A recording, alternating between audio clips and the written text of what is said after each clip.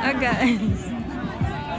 Kami ngayon para saan na ibalik si sa Pilipinas. Kami mga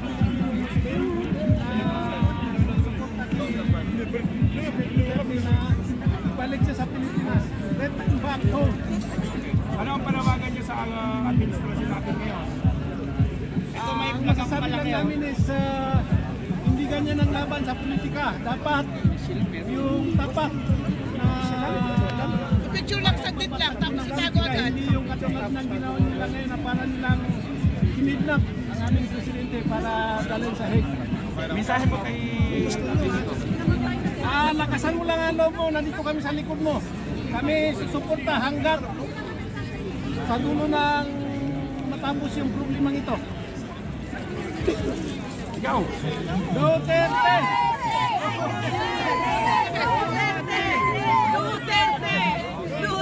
Wala lang, talagang nagkamalakang.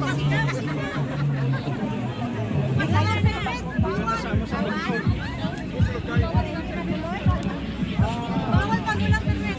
Ay, walang Daw nagbigay yung permit. Ay, hindi na Nalit bigay? yung permit. Ah? Nalit yung permit. Baka next week. Ah. Baka next week mag-ano si Nelson. Eh, Mag-organize si Nelson. okay lang. Bakit tayo lang? Batas.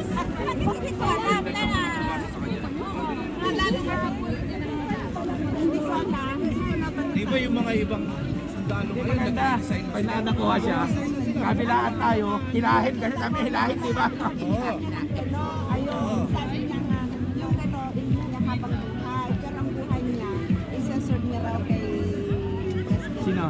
Di ba nung sinasakay pa siya doon sa coaster, umiiyak pa yung mga sundalo. Ayaw nila yung gano'n. Baga sa ano, yung ano lang natin, si Bongbong talaga. Oh. Kaso, yung nangyayari sa Pilipinas, nasa Mindanao lang sila, bakit di sila pumasok ng Manila? Hindi, pinasok na Oh, kailangan pasukin nila para mapatanggal na talaga sila. Kasi, oo, matibig sila. Hindi naman sa, hindi mangyayari.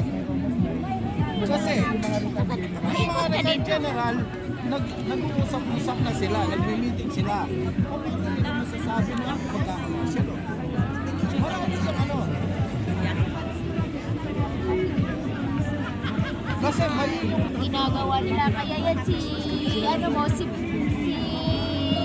Bongbong Marcos Bangag, ano yan, palisin na yan sa pisto niya, ganon. Bangag, laging nakangiwi-ngiwi. Oh my God. Kaya yun. hindi kasi natatakot sila. Ikaw, anong masasabi? Anong masasabi? Anong masasabi mo sa nangyayari ngayon?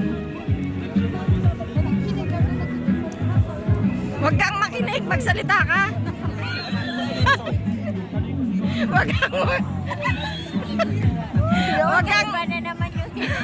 Huwag kang makinig, magsalita ka. So anong panawagan mo ngayon sa gobyerno ng Pilipinas? Hindi na lang. Panawagan ko sa gobyerno ng Pilipinas ay dapat umalis na sa pwesto si BBM Bangag. Ang daming mga inosente ngayon na nagpariwara na nagdahil sa droga, nagdahil sa presidente rin. Ang presidente na nakahibig-ibig yun din. Bangag kasi.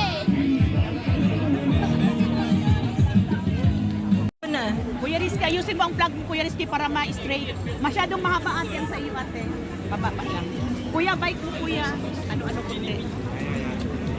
Saan na si Banji sa kaso bunso? Oo. Bawal ba? Huwag nagsigaw-sigaw dyan. Ah, okay. Okay.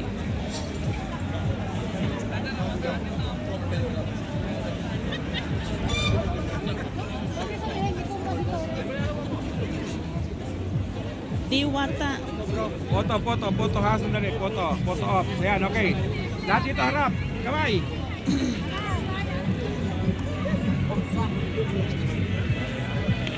Ah, marami. Dami rin. Marami din kuya. Madaya din.